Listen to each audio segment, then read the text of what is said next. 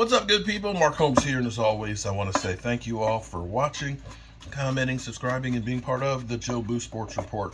Without you guys, as well as you ladies, you know that this literally does not work. You know, sometimes in life, things happen for a reason.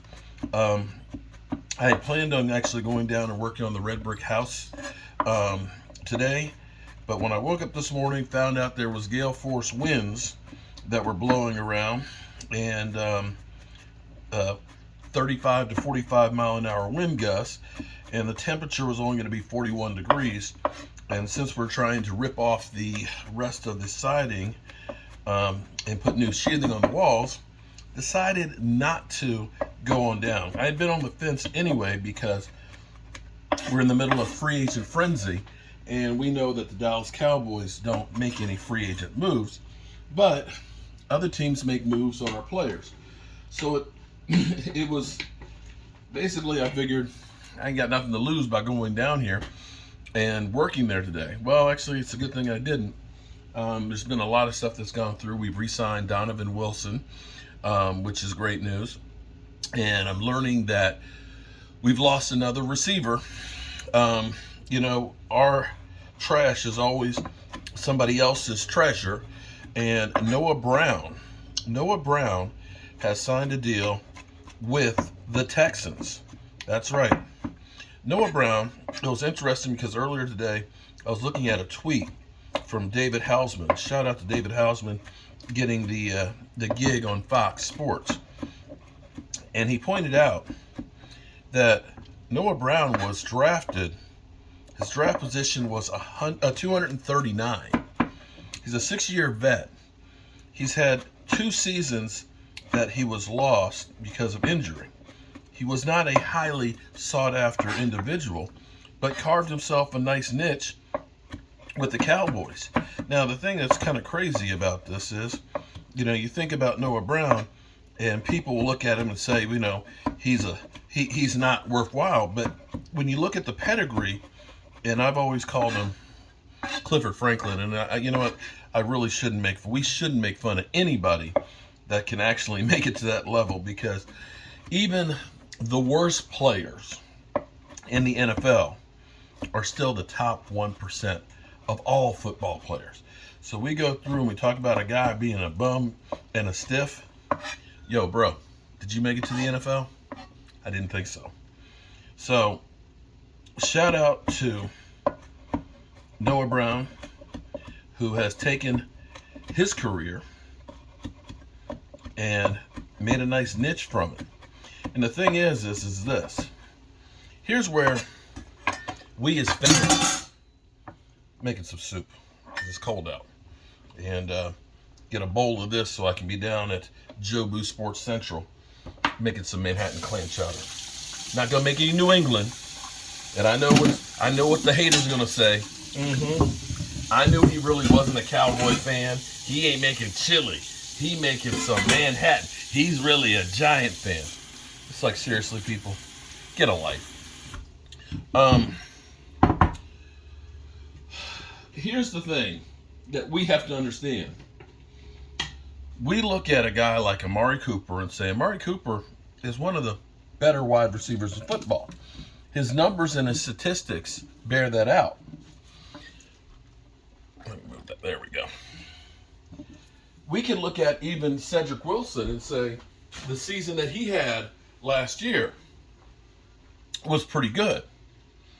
But the Cowboys decide that we don't want either of those guys. And what we're going to rely on is a guy who was drafted at 239.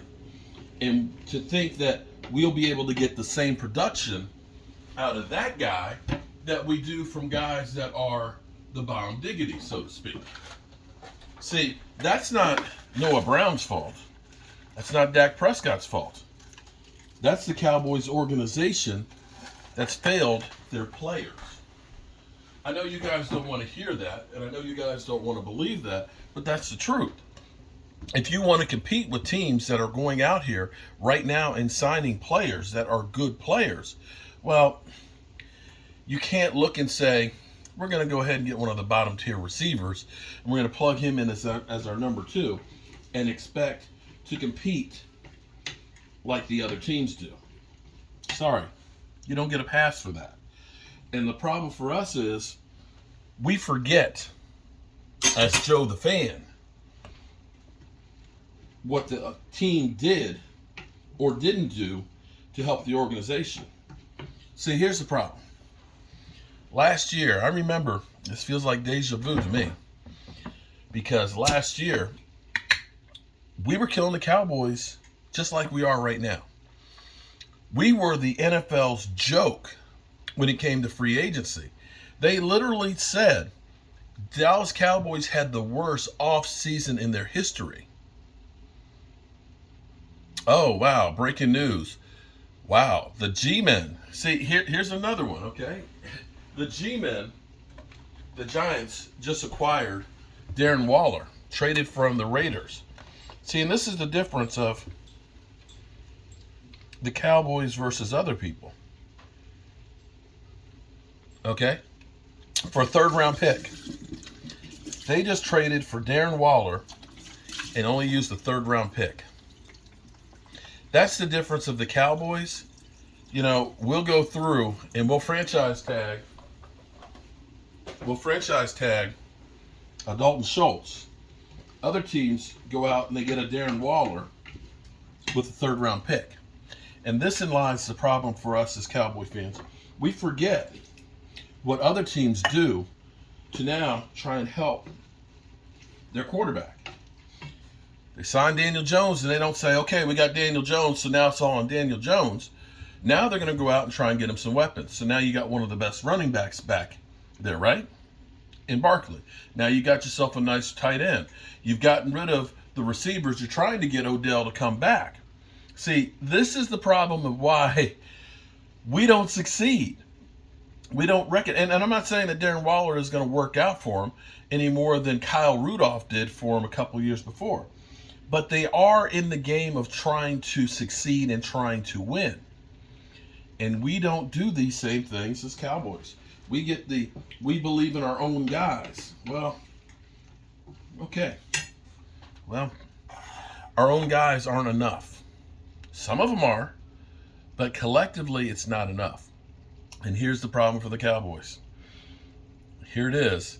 We're day number 2 of free agency, and thus far we've brought back Donovan Wilson.